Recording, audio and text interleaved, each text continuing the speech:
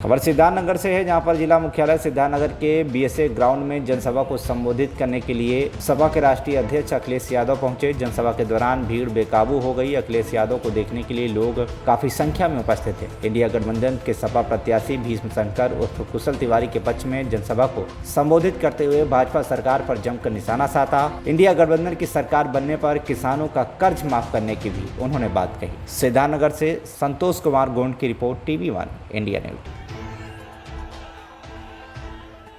हमारे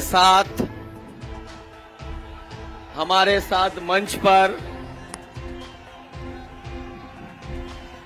विधानसभा में कई बार रहे विधानसभा के अध्यक्ष, पार्टी के बहुत वरिष्ठ नेता आदरणीय माधव प्रसाद पांडे जी, हमारी पार्टी के जिलाध्यक्ष लालजी यादव जी, हमारे साथ जिनके लिए हम आप सब लोग इस मैदान में समर्थन देने आए हैं, समाजवादी पार्टी और इंडिया गठबंधन के प्रत्याशी भीष्म शंकर तिवारी जी उर्फ कुशल तिवारी जी, मंच पर उपस्थित समाजवादी पार्टी की विधायिका सईदा खातून जी, पूर्व राज्यसभा में सांसद रहे आलोक तिवारी जी, पूर्व विधायक अनिल सिंह जी, विजय पासवान जी, काजी शहजा पप्पू चौधरी जी, चेयरमैन चमन आरा जी,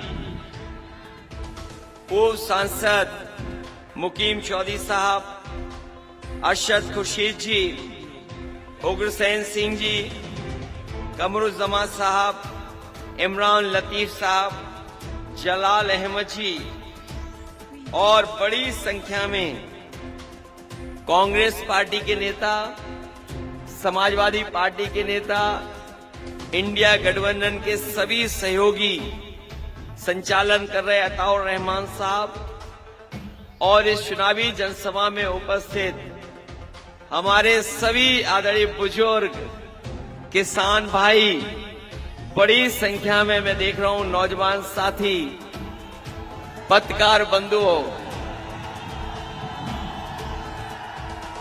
मैं सबसे पहले उपस्थित आप सबका जो इस चुनावी जनसभा में उपस्थित हैं, मैं आप सभी का बहुत बहुत धन्यवाद और आभार प्रकट करना चाहता हूं। जहां पंडाल में हमें बड़ी संख्या में लोग दिखाई दे रहे हैं, लेकिन मैं देख रहा हूं जहां पंडाल नहीं है और बड़ी संख्या में लोग बिना परवाह किए हुए धूप की थोड़ा बहुत अपना गमछे का सहारा लेकर के बड़ी संख्या में हमें चारों तरफ लोग दिखाई दे रहे हैं। जहां लोग हमें देख भी नहीं पा रहे, वहां भी लोग खड़े हैं। दूर पानी की टंकी में पूरी टंकी ऊपर तक पानी है नहीं है, लेकिन लोग उस पर बैठे हमें दिखाई दे रहे हैं। उधर पीछे हेलीकॉप्टर तक या पीछे जहां तक मैदान है, ये चुनाव 2024 का बहुत अलग चुनाव होता जा रहा है। इस चुनाव में देखने को मिल रहा है कि हर सीमाएं जनता ने तोड़ दी हैं और पूरी तरीके से समर्थन के लिए और इंडिया गठबंधन के समर्थन के लिए निकल पड़ी हैं। पूरी जनता दिखाई दे रही है समर्थन देती हुई। और इस बार तो अभी मैं और राहुल गांधी जी इंडिया गठबंधन के कार्यक्रम में इलाहाबाद और फूलपुर गए थे। हम लोगों ने देखा कि उम्मीद से ज्यादा समर्थन वाले लोग दिखाई देने लगे। इतना समर्थन, इतने बड़े पैमाने पे लोग आए और जैसे जैसे चुनाव आगे बढ़ता जा रहा है, हर चरणों में हर चरण में जनता का गुस्सा भारतीय जनता पार्टी के खिलाफ बढ़ता चला जा रहा है। और आप देख लेना, जिस समय 7वें चरण में चुनाव पहुंचेगा, जनता का गुस्सा 7वें आसमान पे दिखाई देगा।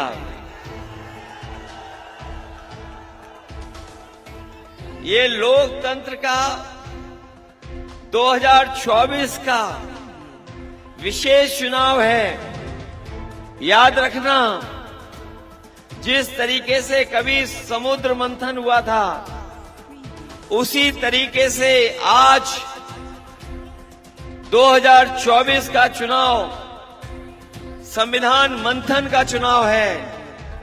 एक तरफ वो लोग हैं जो संविधान को हटाना चाहते हैं, मिटाना चाहते हैं, बदलना चाहते हैं, और दूसरी तरफ समाजवादी पार्टी और इंडिया गठबंधन के लोग हैं जो संविधान की रक्षा करना चाहते हैं।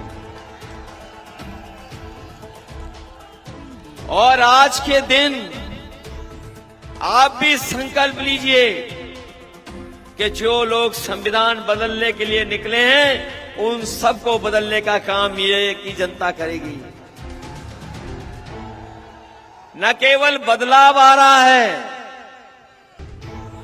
सरकार तो बदलेगी बदलेगी, इनका मंत्रिमंडल भी बदलेगा।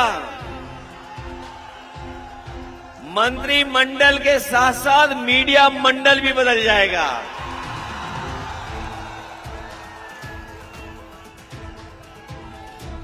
बताओ, मंत्रिमंडल के साथ मीडिया मंडल बदलेगा कि नहीं बदलेगा? और पिछले 10 सालों में आपने इनकी हर बात झूठी देखी होगी। इनके वादे झूठे निकले। ये वही लोग हैं जिन्होंने भरोसा दिलाया था गरीबों को, किसान भाइयों को, कि सरकार में आएंगे तो किसानों की आय दोगुनी हो जाएगी। हमारा यहाँ का किसान और गरीब जानता होगा, किसी की पैदावार की आय दोगुनी सरकार में नहीं हुई।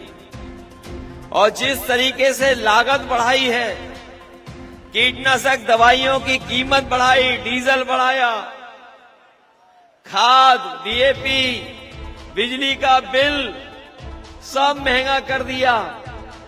जहां किसान की आय दोगुनी नहीं हुई, वहीं किसानों पर कर्ज बढ़ता चला जा रहा है। कर्ज लगातार बढ़ा है किसान पर, गरीब पर। और जिस तरह के फैसले दिल्ली की सरकार ने लिए हैं कि बड़े बड़े उद्योगपतियों का कर्ज माफ कर दिया, और जो जानकारी मिल रही है वो जानकारी ये है कि अभी तक 10 साल में बीजेपी की सरकार ने 25 लाख करोड़ रुपए उद्योगपतियों के माफ किए हैं। वहीं किसानों की जमीन कब्जा करने के लिए, उनकी पैदावार को कब्जा करने के लिए ये काले कानून भी लेकर के आए थे। लेकिन हमारा किसान इकट्ठा खड़ा हो गया, किसान ने विरोध कर दिया और दिल्ली घेर ली। हजारों शहीद हुए, न जाने क्या क्या प्रशासन और सरकार ने किया, लेकिन हमारा किसान पीछे नहीं हटा। और अंततः उन्हें अपने काले कानून वापस लेने पड़े। जो सरकार 25 लाख करोड़ उद्योगपतियों का पैसा माफ किया, जिन्होंने ये कानून बनाया कि जो कर्ज है जिन पर 5 करोड़ से ऊपर, उनका कर्ज माफ किया जाएगा। 5 करोड़ से ऊपर वाला तो कर्ज माफ हो गया, लेकिन हमारा किसान और गरीबों का जो लाखों में कर्ज, वो नहीं माफ हुआ। हम अपने गरीब भाइयों को, किसान भाइयों को कह के जा रहे हैं, इंडिया गठबंधन ने तय किया है 4 जून के बाद सरकार बनेगी और हमारे किसानों का भी कर्ज माफ करने का फैसला लिया जाएगा। न केवल कर्ज माफी का फैसला होगा, बल्कि जो कानूनी अधिकार की मांग रही है कि किसानों की फसल के लिए एमएसपी दी जाए, एमएसपी के लिए कानूनी अधिकार मिले, हम अपने किसानों को भरोसा दिला के जा रहे हैं कि एमएसपी के लिए भी उनको कानूनी अधिकार दिलाने का काम इंडिया गठबंधन और समाजवादी सरकार में होगा। इसलिए हम आपसे इस चुनाव में आपसे सहयोग और मदद मांगने आए हैं, सहयोग और मदद मांगने आए हैं। अभी तक के जो 4 चरणों का चुनाव और जो आज वोट पड़ रहा है, इन भारतीय जनता पार्टी के लोगों की हालत खराब हो गई है। इनको समझ में नहीं आ रहा क्या करें। इनके जो पंडाल लग रहे हैं, पता कर लेना बीजेपी वालों के पंडाल, वहां कोई उन्हें सुनने भी नहीं जा रहा और देखने भी नहीं जा रहा उनको, न सुनने जा रहा उनका कोई, उनको सुनने कोई नहीं जा रहा है। और 5वां चरण का वोट पड़ रहा है, इसमें बीजेपी के लोग बहुत पीछे छूट जाएंगे। इस बार तो माहौल आपको पता लग रहा होगा कैसा माहौल है। बताओ, इंडिया गठबंधन की हवा चल रही है कि नहीं चल रही है? और जब आज सभा हुई तो मौसम भी बदल गया आपकी वजह से। आज बताओ, बदलाव लाओगे कि नहीं बदलाव लाओगे? इन्होंने 10 साल में बताओ महंगाई बढ़ा दी कि नहीं बढ़ा दी? डीजल, पेट्रोल, जरूरत का सामान तो महंगाई हुआ ही हुआ है। ये नौजवान जानते होंगे, आज से 10 साल पहले बताओ मोटरसाइकिल कितने रुपए की आती थी? कितने रुपए की आती थी? और आज कितने की आ रही है? 1 लाख से ऊपर आ रही कि नहीं आ रही? और बाजार में पता कर लेना, बताइए बुखार, पेट दर्द, किसी की भी दवा लेने जाओगे, बताओ दवाई महंगी हो गई कि नहीं हो गई? पहले डॉक्टर जो दवा देते थे 500 मिलीग्राम पैरासिटामोल से ही बुखार उतर जाता था। पत्रकार साथी जानते होंगे, बताओ आज कितने पैरासिटामोल की दे रहे हैं गोली? 650 की। तब भी बताओ बुखार उतरेगा नहीं उतरेगा पता ही नहीं है। बताओ महंगाई बढ़ गई दवाइयों की कि नहीं बढ़ी? और आपको मैंने पिछली बार भी उदाहरण दिया था, ये महंगाई और मुनाफों को लेकर के बीजेपी काम कर रही है। याद होगा पार्ले जी बिस्किट पैकेट कितना बड़ा आता था पहले, और अब कितना बड़ा हो गया? कितने बिस्किट का पैकेट है अब? ये बीजेपी वाले आ गए तो 1 बिस्किट का पैकेट आपको मिलेगा अब आने वाले। इन्होंने इलेक्टोरल बॉन्ड से पैसा वसूला कि नहीं वसूला? कोई कंपनी नहीं छोड़ी इससे पैसा ना लिया हो बीजेपी वालों ने। सब बड़ी कंपनियों से पैसा वसूल लिया। किसी से 1000 करोड़ लिया, किसी से 600 करोड़ लिया, किसी से 500 करोड़ लिया। और ये जो वैक्सीन लगवाते फिर रहे थे हमें और आपको, बताओ वैक्सीन वालों से भी पैसा वसूला कि नहीं वसूला? कितना पैसा वसूला उन्होंने वैक्सीन वालों से? और अब वैक्सीन कंपनी बोल रही है कि जिनको हमने वैक्सीन लगवा दी है, जो बाजार में वैक्सीन है, अब हम वो वैक्सीन वापस ले लेंगे। बताओ जो वैक्सीन शरीर में चली गई वो वापस कैसे आएगी, ये बता दो हमें। कोई वापस कर सकता है? हम तो बच गए, हमने तो नहीं लगवाई। ये हमारे पुलिस वाले, इनको तो जबरदस्ती लगवा दी गई। और आज भी अखबार पढ़ लो, आज भी अखबार में निकला है कि 2 कम उम्र के लोगों को हार्ट अटैक हो गया वैक्सीन की वजह से। और अंग्रेजी अखबार आपने नहीं देखा होगा, आज बड़े अखबार में निकला है कि किस तरीके से बीमारी फैल रही है या लोगों को परेशानी पैदा हो रही है। ये बीजेपी वाले हमारी आपकी जान के भी पीछे पड़े और संविधान के भी पीछे पड़े हैं। बताओ, पड़े हमारी जान और आपकी जान के पीछे और संविधान के पीछे पड़े कि नहीं पड़े हैं? और कई जगह हमें देखने को मिल रहा है, एक दल है जिसका एक विधायक गलती से जीत गया, वो भी अंदर ही अंदर हाथ मिला लिए बीजेपी से। इसलिए अपने बहुजन समाज के लोग सावधान हैं कि नहीं हैं?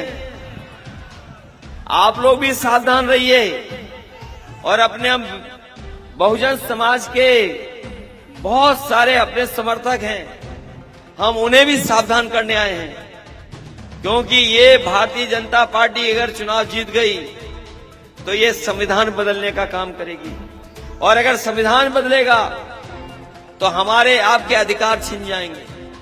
जो कुछ हमें और आपको सम्मान मिलता है वो भी छीन लेंगे लोग, जो हमारा वोट डालने का अधिकार है वो भी छीन लेंगे। याद रखना, ये बाबा साहब भीमराव अम्बेडकर जी का दिया हुआ संविधान हमारे आपके लिए संजीवनी है। इसलिए चुनाव में जहां हम अपने भविष्य के लिए और आने वाली पीढ़ी के भविष्य के लिए वोट डालने जा रहे हैं, वहीं बाबा साहब का दिया हुआ संविधान को भी बचाने का काम करना। इसलिए हम आपसे निवेदन और अपील करने आए हैं। हमें याद है जब समाजवादियों की सरकार थी तो हम लोगों ने यूनिवर्सिटी से लेकर के एम्बुलेंस की सुविधा भी दी थी। वो एम्बुलेंस की सुविधा इस तरह की थी कि गांव में अगर कोई परेशानी तकलीफ में रहता था तो फोन करने पर एम्बुलेंस उसकी मदद करने के लिए पहुंचती थी। और अब एम्बुलेंस भी खराब कर दी इन्होंने। एम्बुलेंस तो की खराब, साथ ही साथ पुलिस के लिए रिस्पांस सिस्टम दिया था गाड़ियों का 100 नंबर। ये हम लोग अमेरिका गए थे, ये दिल्ली वाले जो लगातार कुछ कुछ बोल रहे हैं, ये जो दिल्ली वाले हैं क्यूटो के प्रधान सांसद, वो कुछ कुछ बोल रहे हैं। ये जो पुलिस का रिस्पांस सिस्टम है ये हम लोग अमेरिका के से सीख करके आए थे। यहाँ के वरिष्ठ आईएएस आईपीएसओ को भेजा था वहां पर, और एक प्रोफेसर वेंकट हैं, बहुत जानकार हैं, जिन्होंने एम्बुलेंस को इस तरह की व्यवस्था दी थी। उन्हें भेज करके हम लोगों ने डायल 100 की व्यवस्था उत्तर प्रदेश में लागू की थी।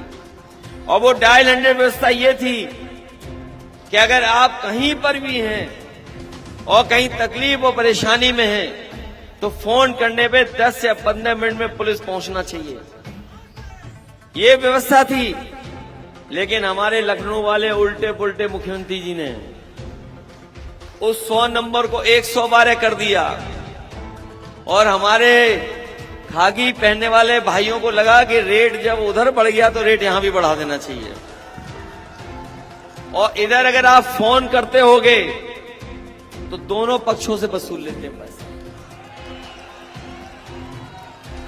इसलिए सावधान हो कि नहीं हो आप लोग। हम आपको ये भी भरोसा दिला के जा रहे हैं कि जब भी हमें सरकार बनाने का मौका मिलेगा, ये समय समय पर बाढ़ की वजह से और सीमा के बिल्कुल करीब में होने की वजह से आपके नदियां नालों से बहुत ही क्षति होती है। जहां आपकी खेती बर्बाद होती है वहीं जीवन को भी खतरा पैदा हो जाता है, बीमारियां हो जाती हैं। इतने वर्षों में किसी ने इस तरफ ध्यान नहीं दिया जितना ध्यान देना चाहिए था। हम आपको भरोसा दिला के जा रहे हैं, बाढ़ का नियंत्रण करने के लिए जो भी हमें बड़ा सा बड़ा फैसला लेना पड़ेगा और ज्यादा से ज्यादा बजट खर्च करना पड़ेगा, हम लोग बाढ़ को नियंत्रण कर करके आपके खेती और आपके जीवन को बचाने का काम करेंगे। और वहीं मुझे याद है जब मैंने आगरा लखनऊ एक्सप्रेस वे सड़क बनाई थी, जिस समय आगरा लखनऊ की सड़क बनाई थी और लखनऊ से पूर्वांचल को जोड़ने के लिए एक बड़ी सड़क बनाने का फैसला लिया था। जब 2017 का चुनाव से पहले हम लोगों ने यह भी तय किया था कि अगर हमें उत्तर प्रदेश के एक कोने से दूसरे कोने को जोड़ना पड़ेगा, और उसमें सिद्धार्थनगर को झांसी से जोड़ने का हमने फैसला लिया था, वो काम इन्होंने नहीं किया, उसको वहीं का वहीं छोड़ दिया। जो हमारा फैसला था समाजवादियों का कि सिद्धार्थनगर से झांसी जोड़ दें, हमारे जो उत्तर प्रदेश के मुख्यमंत्री जी हैं जो हर काम उल्टा करते हैं, उन्होंने सिद्धार्थनगर को न जोड़ करके सड़क को ऐसे घुमा दिया। जिसकी वजह से सिद्धार्थनगर नहीं जुड़ पाया। हम अपने सिद्धार्थनगर के लोग कह के जा रहे हैं, जब भी समाजवादी लोग सरकार में आएंगे, आपको सिद्धार्थनगर से सीधा लखनऊ पहुंचने के लिए एक्सप्रेसवे देने का काम करेंगे।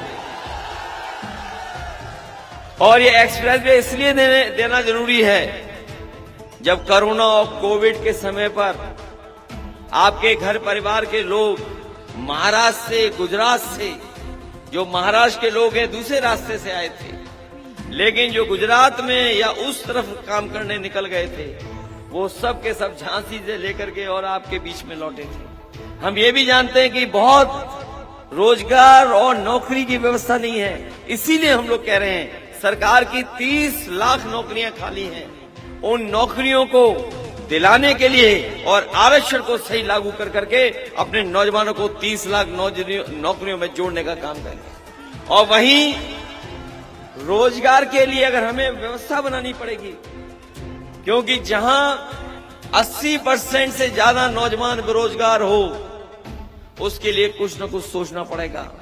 इन लोगों ने तो 1/3 जीवन बर्बाद कर दिया नौजवानों का, लेकिन हम लोग अपने नौजवानों का भविष्य और नौजवानों के हाथ में कैसे सम्मान का रोजगार मिले, उस दिशा में फैसला लेंगे, जिससे हमारा नौजवान भी सम्मान का जीवन जी सके। इसलिए मदद करिए हमारी, आप सब लोग मदद करोगे, सब लोग। जहां पुलिस भर्ती होगी, फौज की भर्ती भी बढ़ाएंगे और अग्नि व्यवस्था हमेशा हमेशा के लिए खत्म हो जाएगी। इसलिए इस चुनाव में मदद करो हम लोगों की। ये मैंने सुना है बीजेपी वाले कुछ पर्चा छपा करके हेरा फेरी करना चाहते हैं। कहीं हेरा फेरी से सावधान रहोगे कि नहीं रहोगे? अभी देखने को मिल रहा है कि हमारे समाजवादियों को इंडिया गठबंधन के वोट को भी रोकने की कोशिश कर रहे हैं। बताओ सिद्धार्थनगर वालों, रुक तो नहीं जाओगे आप लोग? ये लोग तो बाढ़ में भी काम चला लेते हैं, तो अगर कोई रोके तो रास्ता निकाल लोगे? कैसे पहुंचोगे बूथ पर? सब लोग पहुंच जाओगे? इस चुनाव में तो हम भी लड़े थे, हम भी जीत गए हैं। रिजल्ट तो तब आएगा बाद में, लेकिन जनता ने हमें जिता दिया बहुत अच्छे वोटों से। बताओ यहां भी जिताओगे समाजवादियों को? साइकिल तो नहीं भूल जाओगे? और इसलिए मत भूलना, ये संविधान बचाने का चुनाव है, इसलिए भूल तो नहीं जाओगे आप लोग। इन्होंने गरीबी बढ़ाई, महंगाई बढ़ाई और लोगों को धोखा दिया, झूठ बोला इन्होंने। बताओ झूठ बोला कि नहीं बोला इन्होंने? इन दोनों में कंपटीशन है कि लखनऊ वाला बड़ा झूठ बोले कि दिल्ली वाला बड़ा झूठ बोले। बताइए मुकाबला है कि नहीं है? इसलिए सब लोग मदद करना मिलकर के इस ऐतिहासिक कार्यक्रम के लिए मैं बधाई देता हूं। न केवल यहां से मैं देख रहा हूं जीत होगी, बल्कि रिकॉर्ड मतों से आप जिताने जा रहे हो। बहुत बहुत धन्यवाद।